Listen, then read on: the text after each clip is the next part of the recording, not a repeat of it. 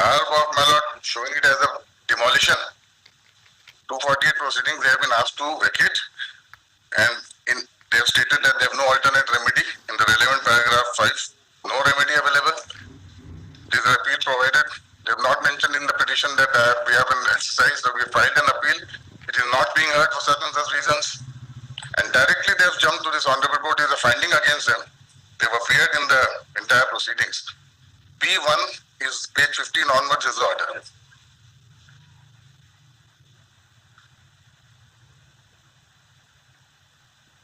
Government land, they have chopped the trees, they have leveled it and they are plotting it.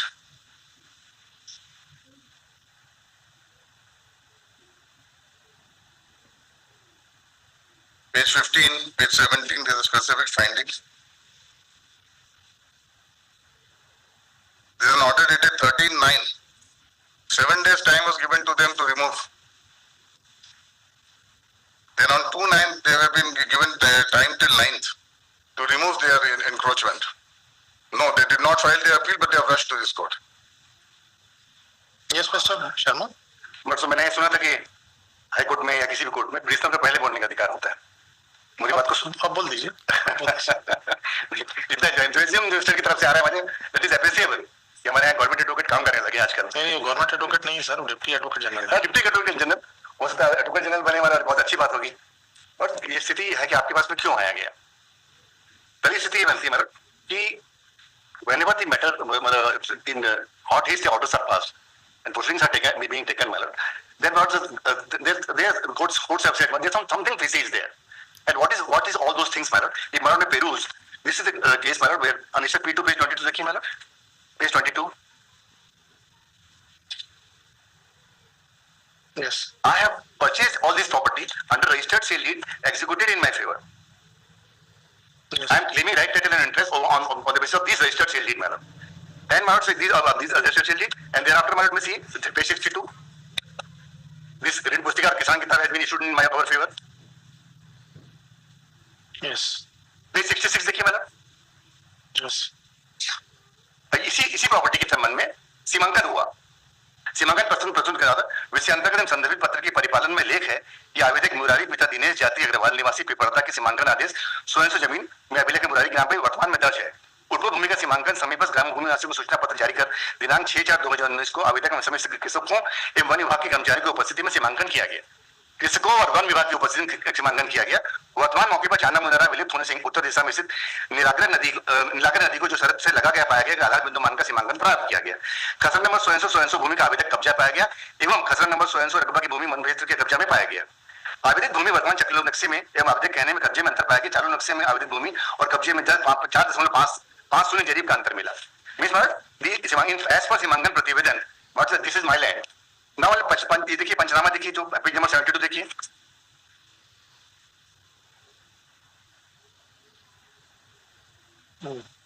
पंचनामा मतलब ये यही जमीन के बारे में है किस संबंध में जिसमें तहसीलदार 1600 आवेदक राम भरोल.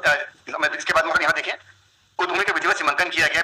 ऊपर से 8वीं 9वीं लॉ है ना, एवं वर्तमान पढ़ने ही नहीं आ रहा है. तो व्हाट्स में क्या है कि टाइप कॉपी करने का इतना समय नहीं था. कल रात को ही एप्लीकेशन ड्राफ्ट करके इसको फाइल किया. एग्जामिनेशन एप्लीकेशन लगाइए, मैं पढ़ने की कोशिश करता हूँ. मैडम नीचे से चौथी लाइन देखिए मैडम, 4 लिखा हुआ है. वर्तमान में सभी खसरा नंबर मुरारी मित्तल पिता दिनेश कुमार मित्तल वो चंदन तामरका पिता बिहारी लाल तामरका के नाम से राजस्व अभिलेख में दर्ज है. एवं उक्त भूमि आज दिनांक को ट्रैक्टर द्वारा समतलीकरण किया जा चुका है. उक्त भूमि पर पूर्व में सागवान का पौधा 100 समतलीकरण के दौरान निकाला गया. हम 5 जो ये बात कह रहे हैं कि पेड़ ये है, ये हमारी जमीन है, हमारी जमीन में हमने पेड़ लगाया, हमने समतलीकरण किया है और ये इसके वहां पर कंस्ट्रक्शन हमने कर चुके हैं जिसके कि बोल रहे कि डिमोलिशन नहीं होना है. या देखेंगे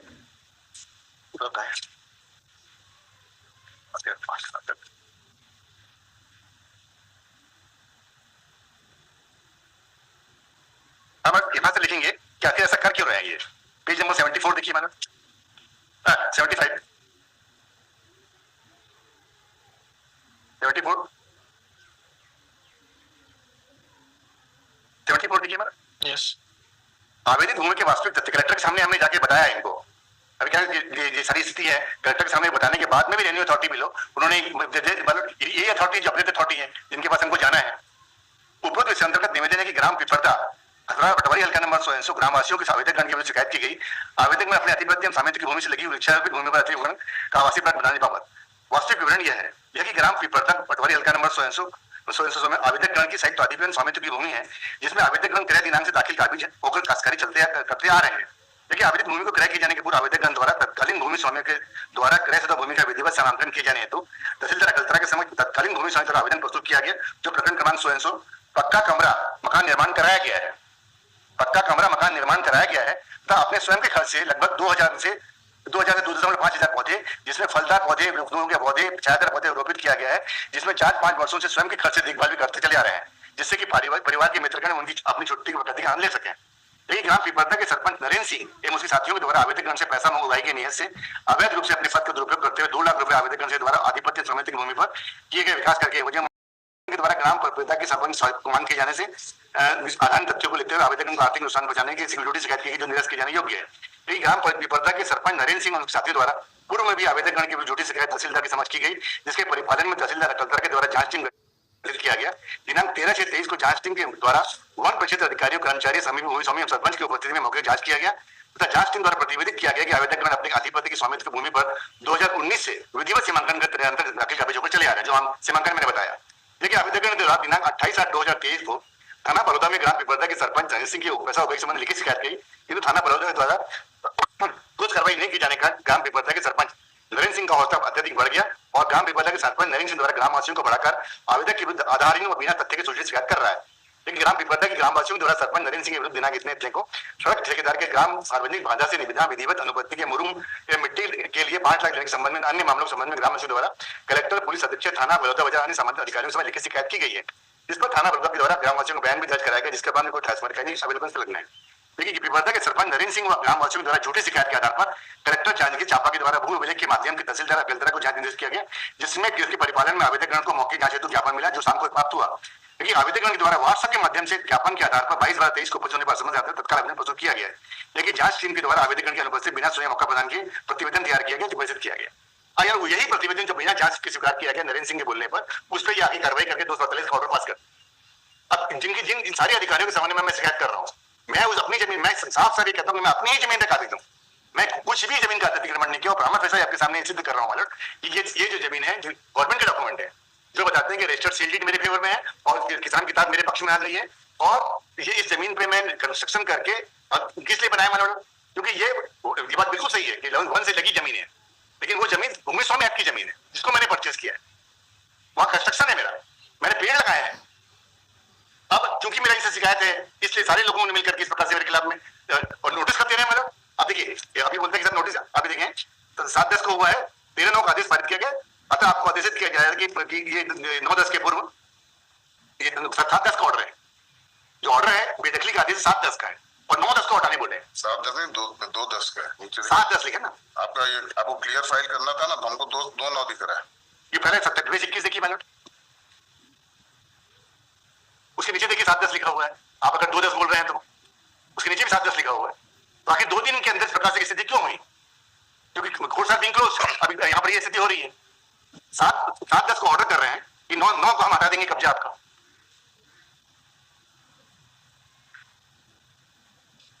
यस, हमें सही मैलॉर्ड, मैंने आपके सामने एक डिबेटेबल इशू रेज किया है कि मैं अपनी जमीन पर काबिज हूं, आई एम मेकिंग स्टेटमेंट। और अगर मान लीजिए ऐसी कोई स्थिति है तो सीमांकन सोलह का बजट से होना चाहिए। अगर कुछ भी काम हुआ है कि मैंने जमीन से अलग किया है, क्योंकि पहले सीमांकन रिपोर्ट मेरे पक्ष में दे चुके हैं, मैं अपनी जमीन में काबिज हूं और आपके अधिकारी ये बोलते हैं कि मैं अपनी जमीन में काबिज हूं। My lord, we turn to page 17.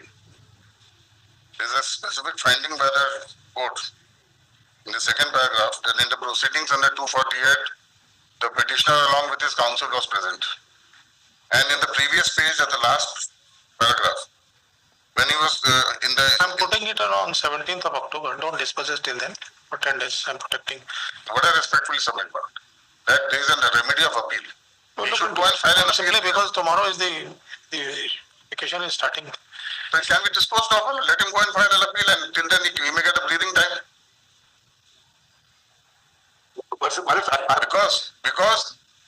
else the provision of section 44 would be late to return. आप जो डेट दे रहे हो दे दीजिए, उस दिन में ऐसा लगता है कि मेरा respect to the- On what ground it can be kept pending, my lord? Repellent भी file On what ground it can be kept pending? 7/10 को ऑर्डर कर रहे हैं कि 9 को हटा देंगे कब्जा आपका। 7/10 को ऑर्डर है, 13/9 का since there is an alternate remedy, they nowhere mentioned. why are things taking so minor? But जो कुछ मैं कंप्लीट कलेक्टर के सामने करता तहसीलदार का ऑर्डर है, तहसीलदार की अभी कहाँ फाइल होती है madam?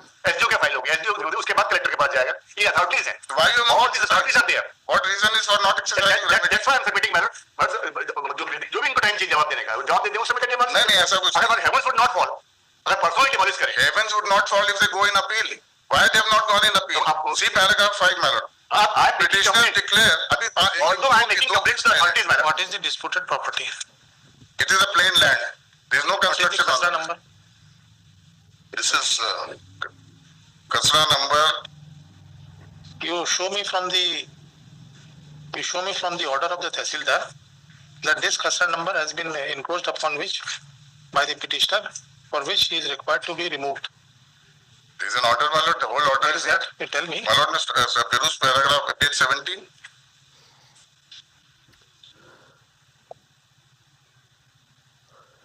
It starts from page 16, the last paragraph from page 16.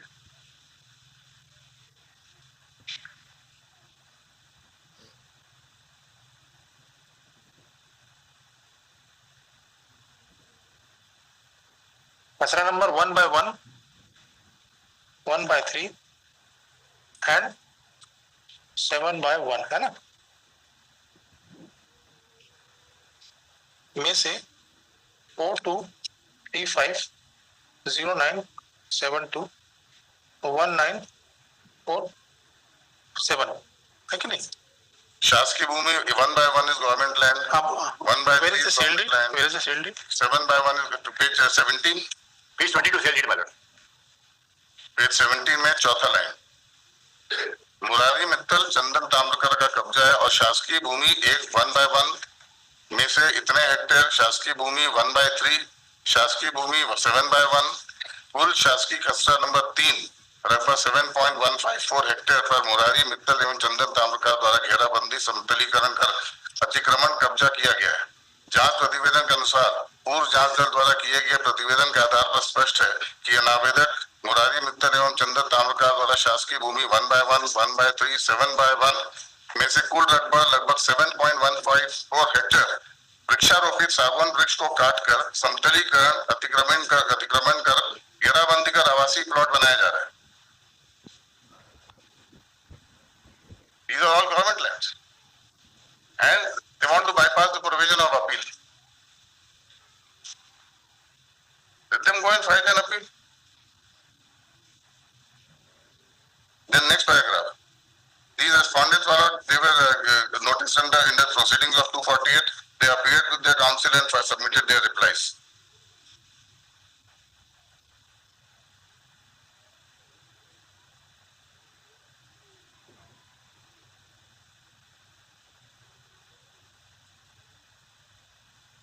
Then final is at page 19.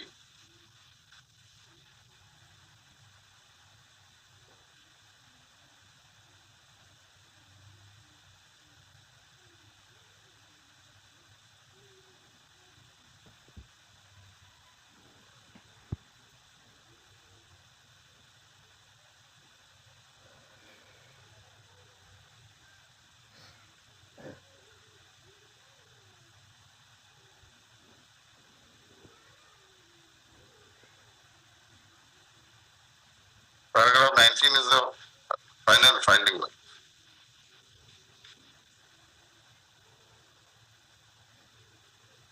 Mr. Sharma, yes madam, the ejectment order is with respect to 1 by 1, 1 by 3 and 7 1 madam. yes. अब यहाँ पर आप जो page number 19 देख रहे हैं madam, Yes. Page number 19 में तो 1 by 1 ये जो मैं बता रहा हूँ आपके सामने में, मैं इसको साथ में पढ़े मैडम, पेज 66 के साथ पढ़िए, अनुच्छेद P3. ओके, जो भी ये पटवारी मेरे काम का मतलब मेरा आदमी नहीं है, मतलब सरकारी आदमी है, उसका दूसरा जो रेवेन्यू इंस्पेक्टर दिखता है और पति हस्ताक्षर जो तहसीलदार है, इनके हस्ताक्षर है मैडम.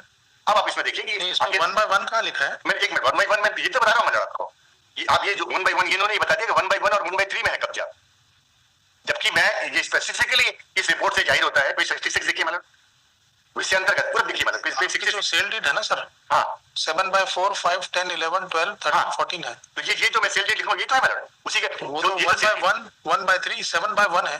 हाँ 7/4, 7/5, 7/10, 7/11, 7/12, 7/13, 7/14 पे तो एजेक्टमेंट ऑर्डर ही नहीं है। हाँ यहाँ मैडम नहीं है उसमें कोई उसका नहीं है judgment order. नहीं ये जो ऑर्डर हुआ है मैडम ये जो मेरा जो कंस्ट्रक्शन है ये मैं इसलिए बता रहा हूँ आपके पेज नंबर 66 पे देख लीजिए मैडम एजेक्टमेंट ऑर्डर जो है दैट इज रिस्पेक्ट टू खसरा नंबर 1/1, 1/3 एंड 7/1। ये जो मेरा कहना है कि इसके गार में इन्होंने जो नोटिस इशू किया है या देखिए ना मैडम जो बेदखली वारंट किया है ये देखिए बेदखली वारंट में इसी बात को लिखा गया है वेयर इज दैट विद बेदखली 21. ये मैडम पेज नंबर 21 में देखिए यस 7/10 का ऑर्डर है अतिक्रमण हटाने बाबत कार्यालय कलेक्टर एवं जिला दंडाधिकारी जिला का ज्ञापन क्रमांक 100 मतलब जिनके पास मुझे अपील में जाने बोल रहे हैं उनका संदर्भ आ रहा है कार्यालय अनुभागीय अधिकारी इसके खिलाफ अपील नहीं जाऊंगा तहसीलदार उनके यहाँ जाऊंगा कार्यालय अनुभागीय अधिकारी कलतरा जिला आप तो ये मालिक ही नहीं है ना इस जमीन के जिसका आप मैं तो ये कह रहा हूँ कि सिर्फ ये क्या आखिर गलती क्या हुई है ये तो मैं आपका ध्यान आकर्षित कर रहा हूँ कि 7/10 का ऑर्डर है।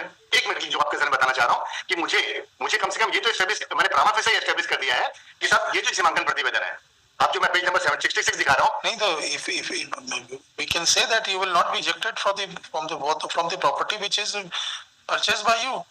अब ये मतलब लेकिन इसके मतलब ये जो ऑर्डर है Where is the order which says that you have been in order to be evicted from 7.4, 7.5, मैं आपके सामने जो बताना चाह रहा हूँ वो ये बताना चाह रहा हूँ कि इस ऑर्डर की कार में ये जो मैंने बता दिया कि ऑल्टुगेदर डिफरेंट खसरा नंबर में कब्जे में हूँ तो आखिर उसके पीछे कारण क्या हुआ है उसका कारण देख लीजिए पेज 66 मतलब पूरा इस पेज 66 देखिए एक एक चीज स्पष्ट हो जाती है ये तो डिस्प्यूटेड क्वेश्चन ऑफ फैक्ट हो गया sir. Disputed question of fact इसलिए देखिए यहाँ पर ये बात आ रही है मैडम यदि मतलब ये कि हाँ तो where is the order against you? ये तो बता रहा हूँ मैडम यही तो ये पेज 66 देखिए पहले एक बार पेज 66 देख लीजिए All this can be assessed by the appellate court, madam. और अपीलेट कोर्ट ये बात बिल्कुल सही अपीलेट कोर्ट में जा सकते हैं लेकिन मैंने आपके सामने पहले बताया कि साहब जिन अधिकारियों के दबाव में कलेक्टर लिख रहे हैं That is all presumption. ये सब लेटर लिख रहे हैं आप हर चीज को प्रिज्यूम ये सब करते लेटर लिख हैं रहे कि दबाव पे हैं ये सब लेटर लिख रहे हैं और ये लेटर लिख करके इसको ऐसा करने की कोशिश कर रहे हैं तो पेज 66 में देखिए आखिर गलती कहाँ हो रही है मैं जब अपने स्पेसिफिक कैटेगोरिकल टर्म ये बता रहा हूँ कि साहब मैं अपनी जमीन में कब्जे में हूँ और यहाँ पर गलतियां कहाँ पर हो रही है पेज 66 पर देख लीजिए आपको यदि आपकी जमीन से हटाएंगे then take action Amar because आपके जमीन का तो ऑर्डर ही नहीं है उसमें तो 7 मैं कह रहा हूँ कि मेरी जमीन का ऑर्डर नहीं होकर के जो मेरी जमीन में मैंने जो कंस्ट्रक्शन किया उससे हटाना चाहते हैं और यहाँ पर लिखते हैं यहाँ पर ये लिखते हैं कि साहब इस जगह पर मैंने निर्माण कार्य किया है और कब्जा किया है इस निर्माण कार्य को तोड़ दिया जाए कहाँ बोल रहे हैं वो? ये इसलिए तो कह रहा हूँ मैं यहाँ पे देखिए ना ये देखिए ये संयुक्त पूर्व संयुक्त जांच के दल के पेज 19 देखिए ये जो जांच हुई है इसमें I have not been heard ये मेरे सामने जांच नहीं हुई है he has not been heard, para 17. He has appeared with his counsel. If he has not been heard, he should file an order sheet. यही स्थिति Why don't file an order sheet that you have not been heard in ex parte proceedings? These are specific findings in paragraph आप 17. हमको notice दे रहे हैं 7 तारीख को मेरे को 2 दिन का समय मिल रहा है 2 दिन में जितने डॉक्यूमेंट मैं कलेक्ट कर सकता हूँ यहाँ तक कि मैं एप्लीकेशन टाइप नहीं करा पाया पर इसमें तो ऑर्डर दिखता ही नहीं है। मतलब आपकी ये तो ऐसा लग रहा है कि जो you are in position of one यही तो मैं आपके सामने बार-बार बोल रहा हूँ how this court will come to that conclusion कि आप आपकी जमीन पे वो हटाना चाह रहे हैं तो ये जमीन गलत उन्होंने की दिस इज रिक्वायर्ड से adjudication by the competent authority reading the evidence. तो यही तो मतलब बाबा फैसाई मैं क्या बताया आपको सामने सबसे पहले मैंने आपको ध्यान आकर्षित किया सीमांकन रिपोर्ट के ऊपर में सीमांकन रिपोर्ट पहले सीमांकन रिपोर्ट आप चैलेंज करिए उसको मेरे पक्ष में है मेरे पक्ष में सीमांकन रिपोर्ट दिखे तो सही कि हम बोल देंगे कि you will not be remove from 7.4 7.5 7.10 7.11 7.12 13 14 ठीक बात है madam because you have purchased it without due procedural law. Yes. ये यार ये बताना ऑब्लाइज मैडम इतनी सेक्शन तक प्रोटेक्टेड हूं मैडम अब यहाँ पर गलती क्या हुई है पेज 66 एक बार फिर से देख लीजिए पेज 66 देखिए बार-बार पेज 66 पे जा उसका रहे तो हैं. आप ही का खसरा नंबर ही अलग है ना सर। तो मैडम मैं आपके सामने जो बताना अब आप ये बोल रहे हैं कि रिपोर्ट में गलत आया तो this how this court will come to know about that file appeal I'll protect you for 15 days. Exactly. लिखिए। You have no. मैं 15 डेज ठीक है मैडम लेकिन यहाँ